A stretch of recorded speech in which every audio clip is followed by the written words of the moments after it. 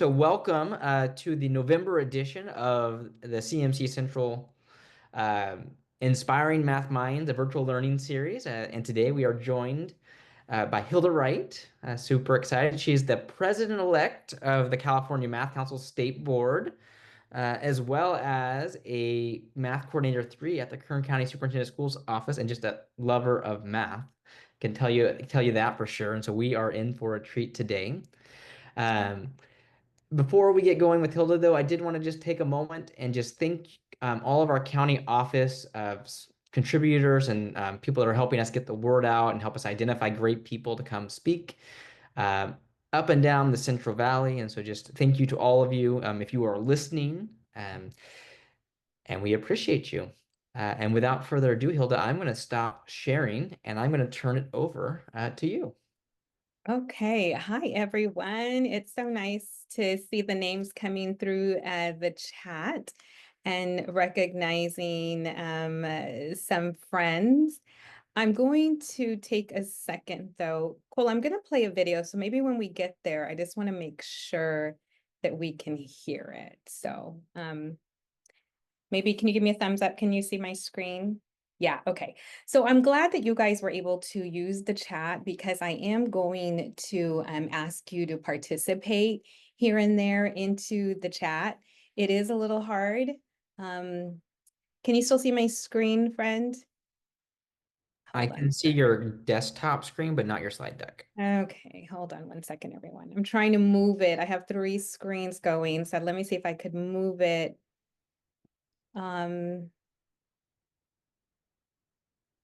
And okay. I promise I'm going to get there. And I'm going to just share right now that when I was asked if I would join the Central Learning Series, virtual learning series, first of all, I'm honored. I'm from the Central Valley. I love Central, CMC Central. And I immediately just thought like it has to be around this topic. And so if you're here, it's really going to be about assets and funds of knowledge. And so hopefully you're all seeing my screen now. We're back at it. Okay, good, perfect. I won't mess with it. I just might turn to the left a little bit. I usually like to speak right to you. So I always like to write learning intentions and think about why am I here? So if you've shown up, what are you getting from hearing Hilda today, right? And from showing up. And so I really want our focus to be on valuing, identifying students' knowledge and skills that exist outside of the classroom. And so you're going to see that throughout today's webinar, a real emphasis on what it looks like and sounds like and feels like outside of the classroom. And then using that information in such a way that we can think about mathematics instruction, and we think about elevating our students and how their identities are built by that information that we gather about their experiences outside of the classroom. So that's what I'm hoping to bring to you today. And I wanted to start, I like telling a lot of stories in this webinar because it's what makes sense to me. And I hope that it connects with you as I tell these stories, that you're also thinking about your own stories and your own experiences in your own families and how they resonate into this story that I'm telling through my lens, and then how it connects to mathematics. So I want to go back a little bit to my life and tell you that when I was 9 years old, I took my first trip to Mexico. And my family's from Linares, Nuevo León. And I don't know that any of you are familiar with Linares, Nuevo León. But the words you see on my screen are what I remember about this trip more than anything. And it's quite profound because I remember the words so clearly, and they came from my brother. He was just a year older than me, and our time in Mexico was spent um, visiting new places, meeting family, eating, having a really great time. But those words of en español was his reminder that I needed to speak Spanish when I was in this setting and in this place. And I started to reflect on that a little bit as an adult and thought, well, what was it? Because I've always known Spanish, but at 9 years old, I had definitely learned English was becoming how I thought, how I read, how I communicated, how I interacted. And so I think I spoke a lot of English in Mexico, obviously too much English for my brother. And I started to think, I must not really know my language very well, one that I was born with. So um, this reminds me just of the experiences I've had. Fast forward, and at 19, my sister was hired as a teacher's aide, a bilingual aide, and she encouraged me to go and apply for the same job. She said, they're looking for bilingual aides, and I think you should apply. And of course, Spanish being my first language, which almost felt like my second language at this point, it made me a little nervous, but she gave me a heads up and she said, they're going to ask about an abeja. And I didn't know what that was. She said, but I figured it out. She said, but I'll give you a little heads up. It's a bee. And so I went in and I took the test in Spanish, and surely enough, I got the same test about the bee. And I bring this up because, again, I've not always been so confident, but knowing Spanish at this point in my life allowed me to become a bilingual aide. I was hired, and I think that this is what I want to share is that when I was hired, everything changed for me. A lot of things changed for me. And what had happened was these children began to teach me about my identity, my culture, my language, and they really just opened up my world to a world that I wasn't quite familiar with. And you might wonder, well, why not, Hilda? And you'll see throughout this webinar um, part of that upbringing I had and how my spaces in which I was raised were around English only spaces, basically. I went to school where the only other brown kids were my brother and sister. I went to church where, again, the only other brown people at that church were my family. And so I heard English all the time, and English was obviously a language that I used often. And so here I was, a bilingual aide at a school with over 1,000 students. And here I was learning more than I ever had about my culture. And I really began to embrace just that language and learn from my parents and from the students and from the communities. It's quite beautiful. And then fast forward again, there was this amazing opportunity to think my internet's a little slow. Oh, there we go. Um, there was the university where I'm at, the Cal State Bakersfield, the university here. They had a grant, and that grant was for bilingual aides to apply to go to school and be bilingual teachers. I was already in school, and my sister again encouraged me. And so together, her and I applied for what was known as Beca. And Beca is a translation of scholarship. And so the Beca program was, again, for bilingual aides. So we both applied, we both got in, and trust me when I tell you that there's this identity that's shaping inside of me about myself, my culture, but most importantly, like language, like this idea, I'm bilingual, and that is beautiful.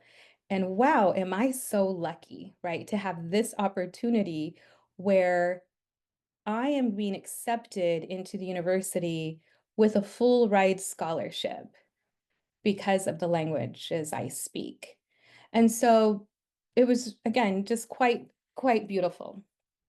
Fast forward again and see if I can get to my slides. Um, I became a teacher and I loved math. So I became a math teacher and I had the opportunity to teach one period of ELD because I had my BCLAD, which allowed for me to have that expertise as well. And I remember one student who didn't speak any English, zero. And I remember thinking, wow, I'm going to get to use my language to teach him math. And I did. And he was also in my ELD class. And so when he left, I taught 8th grade, he left. And later on, when we got those test results back, I believe CST days, Miguel had scored, and I cannot remember either he had the highest score in mathematics for all 8th graders, or he was one of the top 5, let's say. I wish I could go back to that data. Regardless, he had outperformed hundreds of students. And I remember just, it was very profound to me that all students are capable of learning mathematics when we make it equitable and engaging for them and find a way to give them access. I saw Miguel probably 5 years ago, and I hadn't seen him long time, 15 years or so. And I saw him and he said, Mrs. Wright. And I turned around and honestly, I didn't really recognize him. He's a man. I think he had a wife with him. So he said to me, do you remember me? And I took a second. I said, yes. And then he said, what do you notice about me? And I'm looking at him like, I don't know what I'm supposed to notice. You know, he has some facial hair, but he said, I told him, I don't know. What am I looking for? I don't know. And he said, I speak English now. And I was like, oh my gosh, you do. Because I didn't think anything of it. But he wanted to, like, he was proud of that. So he was one of my best, students. And he now spoke English and he was proud of that. He wanted to let me know. And I just thought, wow, this is just beautiful. And so I tell you those stories um, because my language, something that as a young girl I might not have seen value in, shows up each and every day of my life. And that language is an asset. It really is an asset. And I threw this slide in that says me encanta because I was at a school just today. It was actually the school I went to as a young girl. And the Spanish speakers there's a lot of Spanish speakers now. And a boy today was a little isolated. I wouldn't say isolated, he just chose to not join a group. So I went over to talk to him, and a little girl said, oh, he speaks Spanish. And I thought, oh, well, so do I. And so I was able to pull him in, and I asked him, what he thought of math. And his exact words were, me encanta, which basically means I love it. But he couldn't get into the task we were doing. So we pulled him into the task and we made sure he had the tools he needed. And once again, I was able to use my language to help him into the math. So at this point, I want to ask you to interact with me a little in the chat. I see myself as bilingual, and I see language as an asset in my life. So I want to pose this question to you, and it is, sorry, what are some of your assets? And so take a second to think about that. And I put a little little support there for you, like your skills, relationships, your talents, that have really enhanced your life and then influence the capacity to contribute to others. So I'll give you a second to drop some of those comments in the chat. And please add as many as you want. Okay, and I'll give you about 30 seconds to do that. Oh, thank you so much for dropping those in the chat. Oh, if you could Yeah. read a few things that you see in the chat. Yeah, so I see that some have said creativity. We have a team builder, collaborative, creative. Vicky said lover of math, humor. I completely agree with that. Good listener, like to cook. We got a model really clearly, conceptually, relationships, uh, dramatic. I believe that was Maria. Let's see here. Able to explain in multiple ways, language and be able to connect through games, illustrations of math problems, writing, speaking, reading in Spanish. Um, oh, knowledge of plants and trees and agriculture and how that, helps understand math. And then just the ability to understand the needs of students. And then, Thank you, Cole, for reading those. Those are so beautiful. Like, if we just stop and acknowledge and think about the things that we are good at or the things that, we hold dear to us, it's kind of nice. It's like when we're asked to write down all the things we're grateful for every day, right? There's just something that it adds to our spirit and to just acknowledge.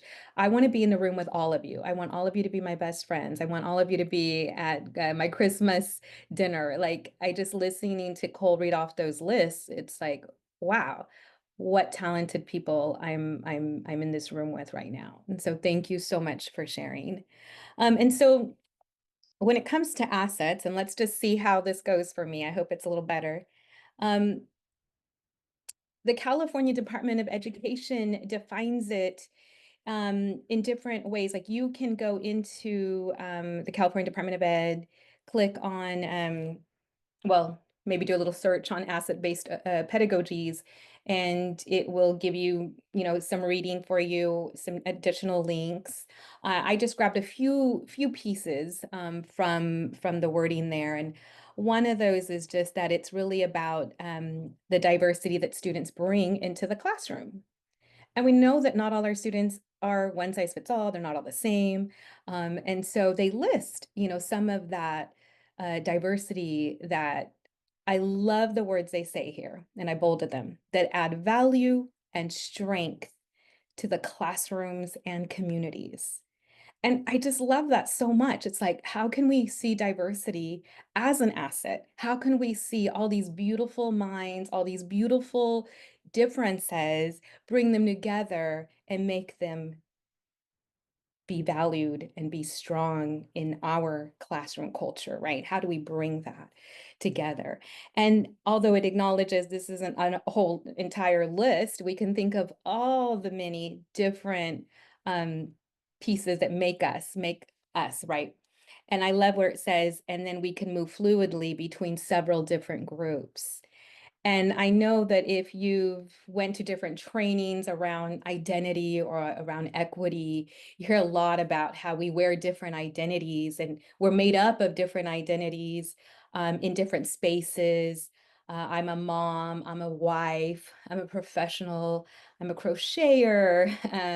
There's just all these identities that I have, but in a classroom, it's they are students, but they have so many other identities as well, right? And other assets that they bring with them. And that it is okay to move between several different identities at any time. So one of the things I love is that on the California Department of Ed website, it says, look, asset-based pedagogies really is a direct response to deficit discourse, deficit-based models. And I learn a lot I do have a daughter who studies funds of knowledge, has a degree in math education. So her and I are able to talk often about, these similar conversations. And when the new framework came out with a lot of the language I've heard her used, she reminds me often, if you talk about assets, you have to talk about deficit discourses. And so I love that on the website, they do the same thing, right? So if we want to talk about assets, you have to talk about deficit discourses. And so I'll be brief. It's here. I have a lot of wording in the slides, but it's mostly for you to be able to take back with you and utilize it however you need. But I put 2 bullets that I took from there. And really, I love that it's very clear that when we think of deficit discourses, we're focused on what students cannot do, right? And we're focused on their shortcomings, or we might be focused on the lack of support at home, or the lack of basic necessities, or some lack. And it's easy in education to label students as high and low. It's one of those 2 words I hear often. And over years, I try to change language. And it's quick to say, those are our high kids, those are our low kids, or maybe they can't do that because they're low. And it's just, I love the second bullet here.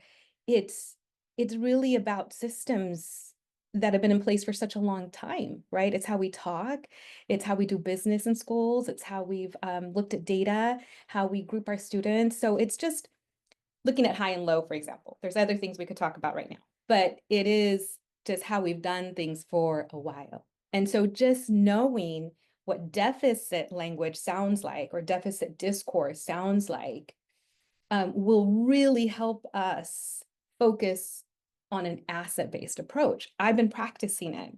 I've been practicing it for several years, taking certain language, certain phrases out of the language I use, right? And looking for assets and looking for brilliance and looking for what do students know and looking for what do families and communities bring to my classroom.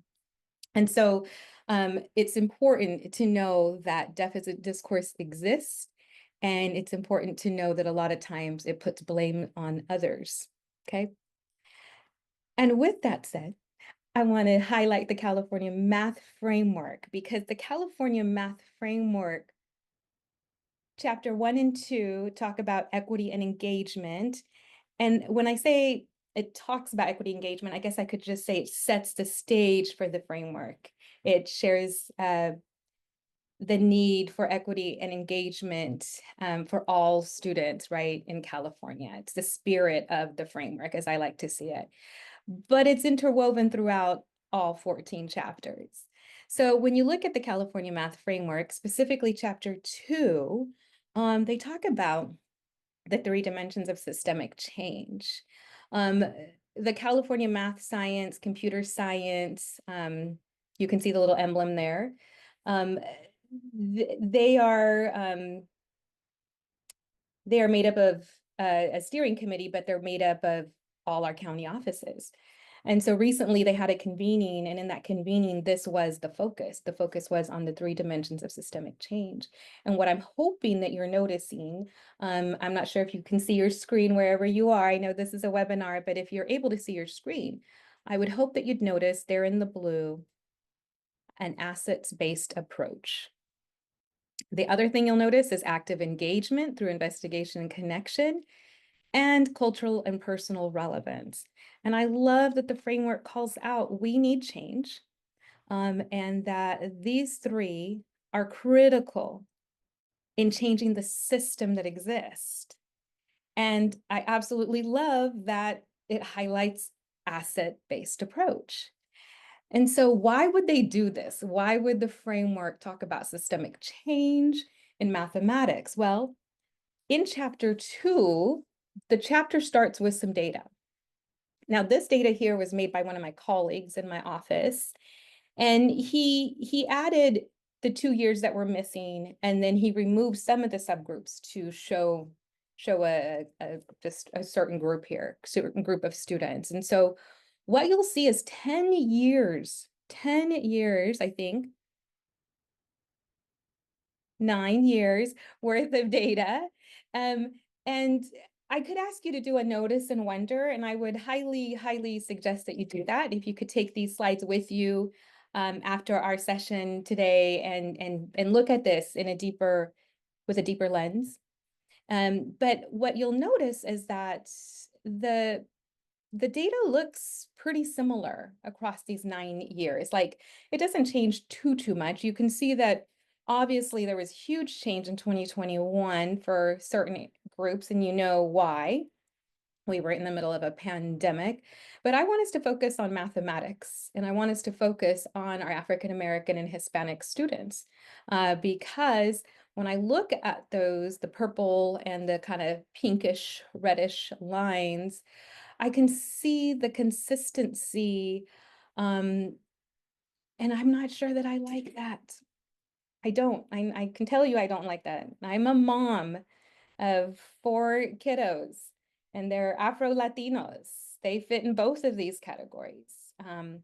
And so I think about looking at this, and for almost 9, I'm sure even longer, years, we're continuously below 30% as far as meeting and exceeding the standards. And so I love that the framework starts out by acknowledging, look at our data, California, and there has to be some change.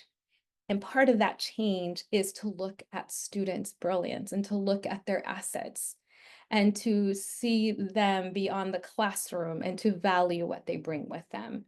And I wonder if that change, along with cultural personal relevance and active engagement, would start to shift how this data looks. And I really want to see that shift. So here's what the framework says. The framework says, and I'll read this just because I think it's worth reading. I'm not going to give you the whole chapter or anything, but I love what it says. It says educators need to build classroom environments where all students' ideas are valued. Resources such as the Funds of Knowledge framework developed by Moll in 1992 support teachers in learning ways to use students' existing skills, their experiences, and cultural practices as a knowledge assets base on which to attach new instructional content and experiences. And so I definitely know I read that, but I'm going to ask that you read it again when you have a chance.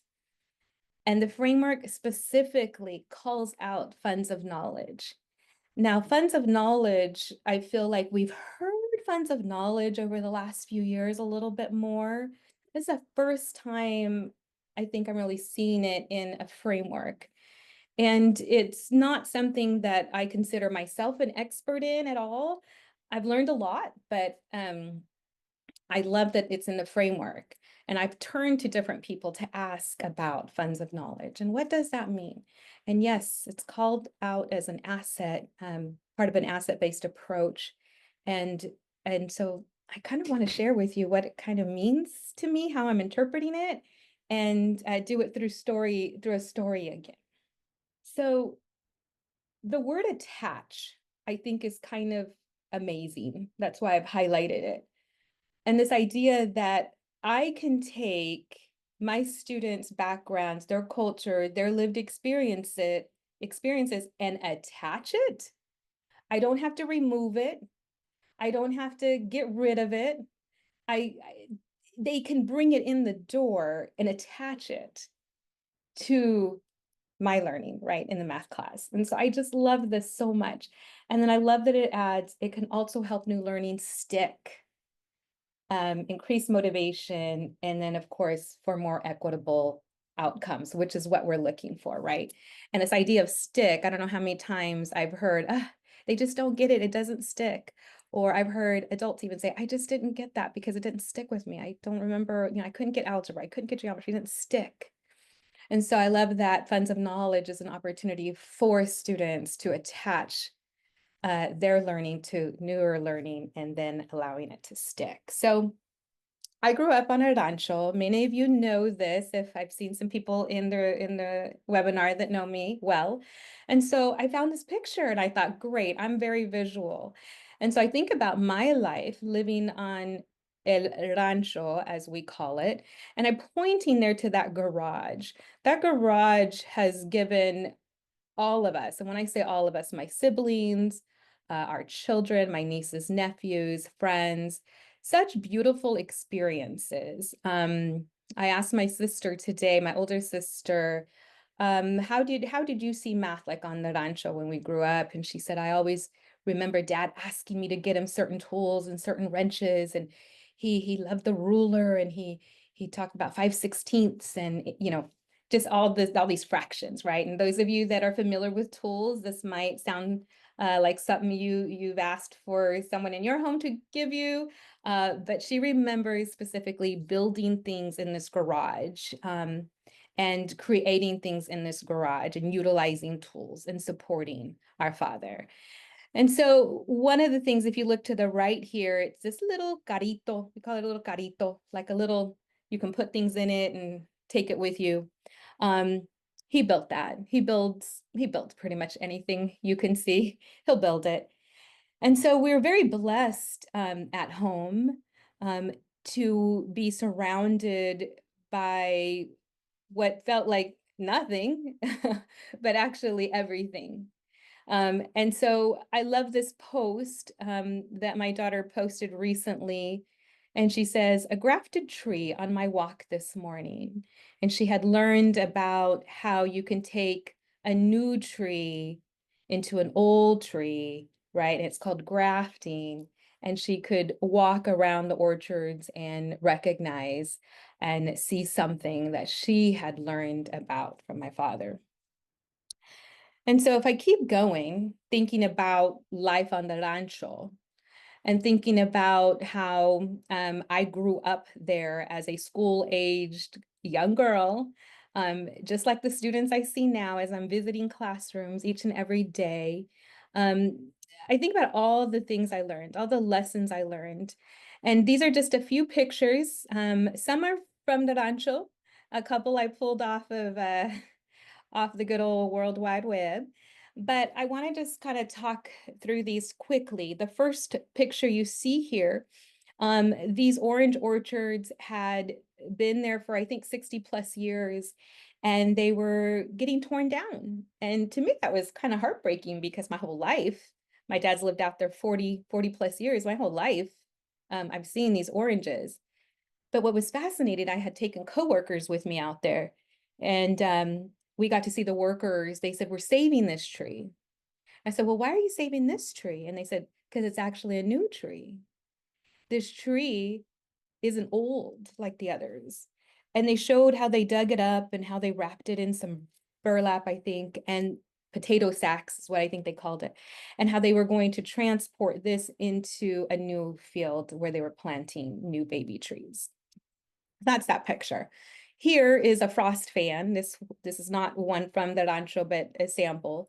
And I think about how many times as a young girl, I laid in bed and I heard an alarm, and that alarm was saying it's getting too cold. And my dad would have to wake up and he'd have to turn on the frost fans. The frost fans would allow for, well, back then we turned heaters on and then the frost fans to let the heat come down to make sure that the oranges did not freeze. Also learned that these oranges here, they cut them from the top, they cut them on the sides. We learned how they alternate which sides they cut different years for different reasons.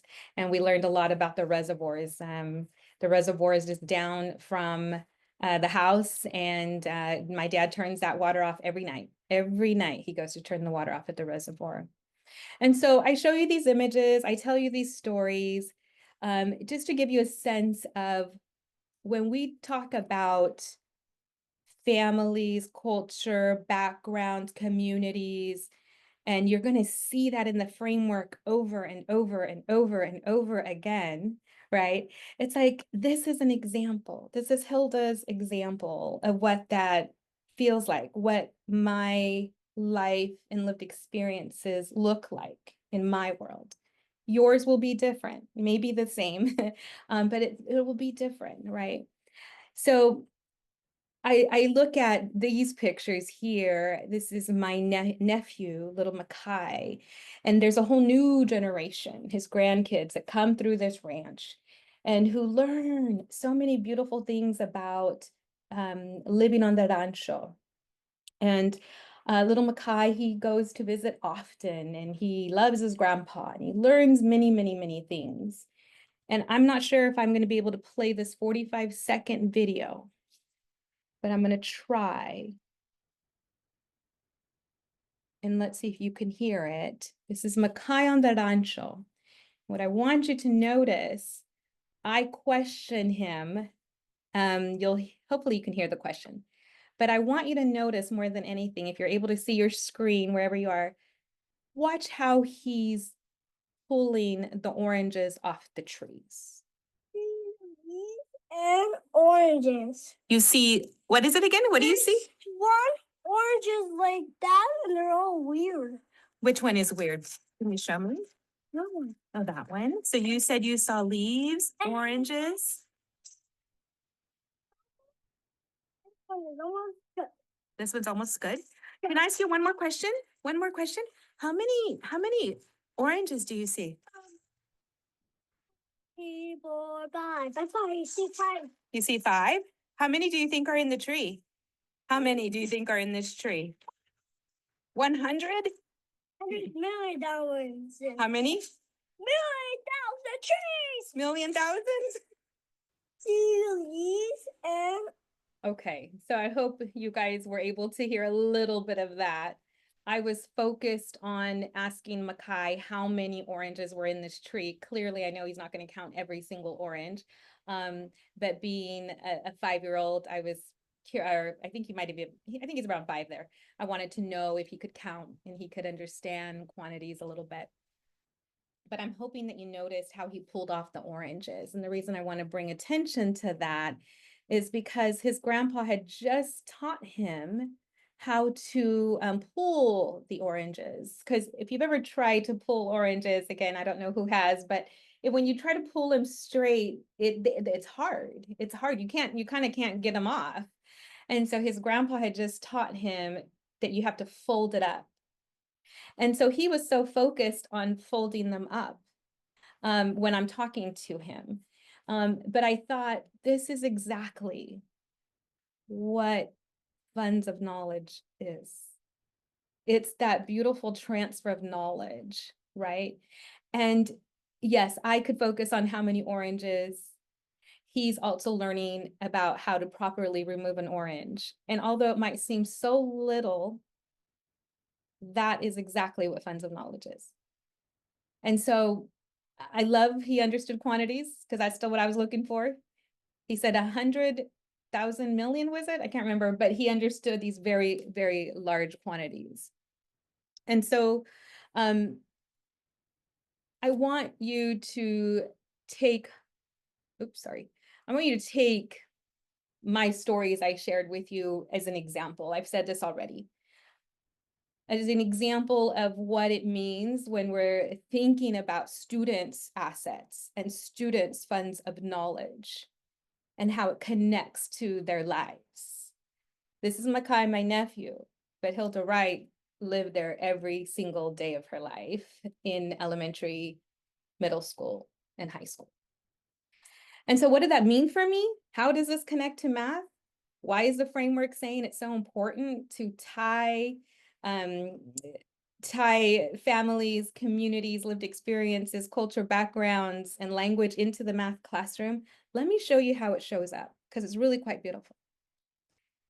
This slide, you may not be able to see it, again, depending on the screen you're looking at, but you'll get the slides. I managed to go into ChatGPT and just ask, tie some standards to a young girl living on a rancho for her life, and how would those experiences show up in math? And I think I might have given it like 4th through 8th grade. And you're not going to probably be able to read all of these, but I'm going to highlight a couple and just show you how taking my upbringing and bringing it to the math classroom, I would have just rocked it, because it was so clear that I had this knowledge. And so the very first one is measuring land area for planting. Do you know how many times we sat at the dinner table? As a matter of fact, still sit at the dinner table with him, my dad, to talk about the measurements he's made of land and how he has thought about how many trees can be planted on this land, to maximize the number of trees that go on this land. There is talk here about using ratios to mix fertilizers for the trees. My sisters, they can attest to this. They're on this webinar right now. We hear a lot about the mixing of the fertilizers. Lots of opportunities to think about ratio reasoning, and concepts of area, concepts of lots of ratio reasoning, conversions, looking at patterns, percentages. There's all this beautiful connection to these math standards. I mean, these are math standards. These are what we are asking our kids to know and be able to do. And we want them to be able to take this and apply it, right, in college, career, and civic life. And I just think like, wow, like all the math and all the problem solving, reasoning, sense making I learned on that rancho, it's here. It's in the classroom. It really is. And there's this beautiful way to connect my knowledge to my new knowledge here in the classroom, or existing knowledge. And so I thought about this problem that I gave recently to another group, and it was, here's the plot of land you have, and you want to grow some orange trees. Each tree needs to be planted 20 feet apart in all directions to allow for proper growth and harvesting. Now, this might be a typical problem you would see in a math book. I don't know if you agree or disagree, but I think we might see something similar to this, right? I used oranges because it's my life and I could connect to it. But then one of my coworkers, Tim, he was like, he had these great questions like, what is the most efficient arrangement of these trees? And then what else do you want to know to decide if your arrangement is practical? And I told him, those are all the questions my dad asked us. Those are all the questions my dad thought about. Am I going to run into the street? And do I need 20 feet from the street? There's all these things I had asked my dad about. But look at this math. Look at the math in this problem, right? The things that I can bring to this picture is that if I were to work with some students, or a group, collaborate with a group of students, let's just say, Hilda Wright, could bring in that those trees need to be at a certain angle, because I learned that. I learned that you have to be careful how you plant your trees, because if one tree gives too much shade to the other tree, they're not going to be able to absorb the sunlight. And so the way you plant the trees matters. And when I say the way, it's like the direction or the angle. You ever drive down the freeway and just watch and look at all the rows? Yeah, and sometimes they're at a diagonal. So next time, take a peek at that. I think it was Kendall Brown who mentioned that to me the other day, that he just would stare and look at those trees and look at those rows and those columns. I tell people all the time, this is why all of us are mathematicians in my family. We love it. And so I just kind of want to begin to wrap up here. Maybe. Let's see, it's a little frozen for me. There we go. These are just some real pictures of my dad. He just showed me this about 2 weeks ago. These are just some of his drawings, and I thought, this is my whole life. He has so many examples. And so I want you to think, we have about 10 minutes. I want you to think about your upbringing right now. I want you to think about the community in which you have grown up, and the community in which you live in now, even. And I want you to think about, what are those skills that you have acquired, okay, from, and I put here, your family, your culture, your environment. And I also want you to think about, when learning something new, do you notice anything or strategies or ways of thinking that stem from your personal, cultural, or family experiences? And so take a second. I'm going to give you an opportunity to go into the chat and think about your funds of knowledge. And if you're struggling a little, I have this, it's a little blurry, but my daughter Brianna shares this with me, and it's the work of Luis, and it's broken down by some different categories. So if you need a little support there, you can look at the categories.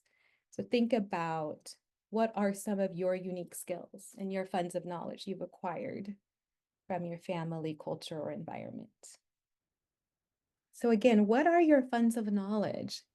And I put some ideas up here, like, do you have knowledge around agriculture, around ranching and farming, around mining, around repairing things, construction?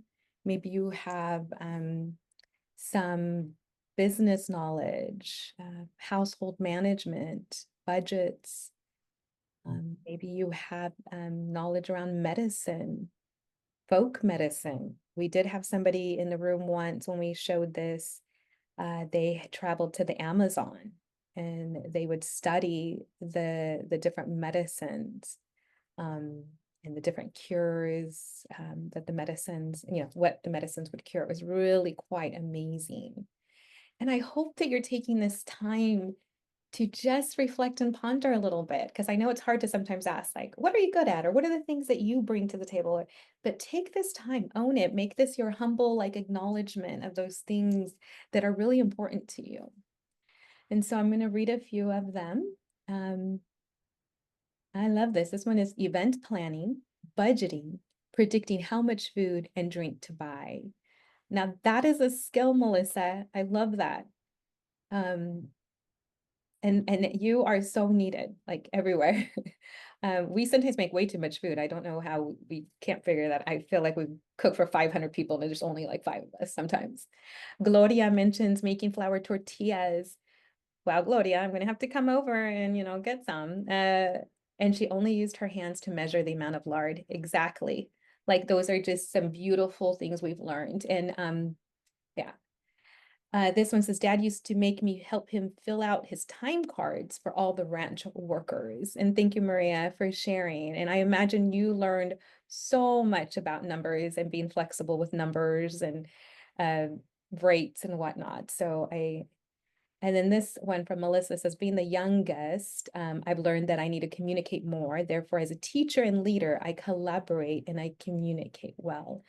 And so I love that this is not just that a lot of this has to do with, like, even social and personal interactions with others, right? And so being able to communicate.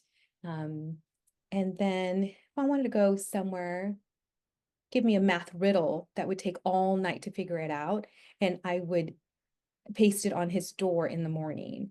So I love it, Maria. So if you wanted to go somewhere, you first had to solve the math riddle, and then that's how you were able to go out. And so I imagine that you learned a lot of problem solving, perseverance, yeah, and setting goals for yourself. So perfect, beautiful. Well, thank you so much for sharing. And so I want to end really with how can we make this happen? There's this beautiful video here by Luis Moll, who is really considered, just the founder of Funds of Knowledge. And there's the video, I'll let you watch it on your own time. It's not long, it's maybe 3 minutes. And he talks about just his focus was on visiting homes. And I know that we can't always do that, but this is how they were able to capture just all this beautiful knowledge that were in the homes and in the communities, especially of Hispanic communities.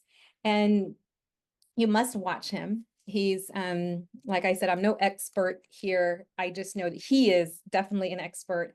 And I know that my daughter Brianna talks about him, and she had mentioned that he had passed away. I think it was this year. And so, of course, the community of anthropology, sociology, education, mourn that loss, but he is a hero to many in his ask for us to look at students' assets and funds of knowledge. And he is obviously quoted in the framework, in the new framework. And Luis so, Moll. sorry, let me see if I can move over. So I'm closing with some tips for you. It says, this is the final quote here: to use asset-based approaches, including funds of knowledge, we need to know and understand who our students and communities are. And I hope you were able to gather that today from my own experience and example. I'm one person. You have your own story. Your students have your own story. Teachers have your own stories. Pretty much every human has their own story that really helps shape who they are. And so I want you to think about, how am I going to understand my students? How am I going to understand their communities? And so how can I really get to know who they are? And so there's some ideas here. These have been captured from different readings. They've been captured by some teacher input we got.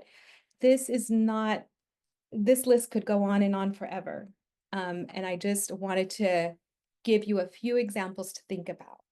As you leave today's webinar, I hope that you're inspired or you're moved to take this and think about each student, their story, their funds of knowledge, their assets as related to their families, their ancestors, right? Their culture, their backgrounds, their language, and their communities. And so one way you can do that is to do some family interviews, do some community mapping. You could do student journals. You could do some home visits, do some peer interviews. And one of my favorites somebody came up with is just having students share their family artifacts and heirlooms and bringing what's important to them. And that's another beautiful way, but definitely bringing in our parents, our families into the classroom as experts as well. And so I'll end with this slide.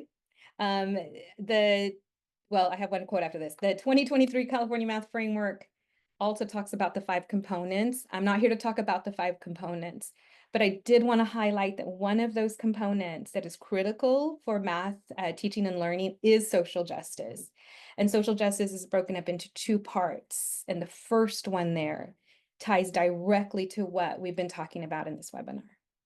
And the very first thing under social justice says, this involves creating opportunities for students to both see themselves as well as people from all backgrounds as capable and successful doers of mathematics. And I feel that that hits perfect with what we talked about. And then the final quote I have for you is, maybe Cole, can you read it? I mean, I've talked a lot. I want to interact. So if you could read my final quote, I'd appreciate it. Sure. When teachers, educators assume that cultural, linguistic, and community-based differences are assets, they open up possibilities for students to use their lived experiences as resources for reasoning and sense-making. Thank you, Cole, so much, so much. And I hope that this was helpful. I hope that this was beneficial. I hope that your time spent with me was worth it. And again, I love this quote in that it's all about reasoning and sense making, but really attaching and bringing the classroom into our outside home life and our home life into the classroom. So thank you so much. Fantastic. And thank you so much, Hilda, for coming today and sharing your beautiful story with us. And every time I've heard, you've talked about pieces of this, but never the full thing. And it definitely has my brain thinking now differently. I know we had Kendall join us just a couple months ago back in September, and he was talking about cultural relevance. And now I'm tying these kind of pieces together, and it was really great. So thank you for that. Hopefully you all enjoyed your afternoon with us and with Hilda. Just a reminder that the Inspiring Math Mind series takes place every month, the third Thursday of every month from 4 to 5 p.m. So please share with your colleagues and invite them to join. As well as, don't forget that this webinar will not only be posted on the CMC website, but it will also be turned into a podcast episode. So Hilda, welcome to Math on the Rocks. This will be a podcast episode of Math on the Rocks, which will be available on Apple Music, Spotify, YouTube, anywhere where you can find a podcast. If you are not one of the 2 people that are listening to us on Math on the Rocks, please join us. Duane and I and Scott, we have some great conversations, as well as there's going to be a series of really awesome conversations from folks we talked to at CMC South and had some really powerful conversations. Those will be dropped on the Math on the Rocks podcast in the next couple of weeks. So be on the lookout for those. And we will see you all next time in December. So with that, have a great rest of your day. Take care.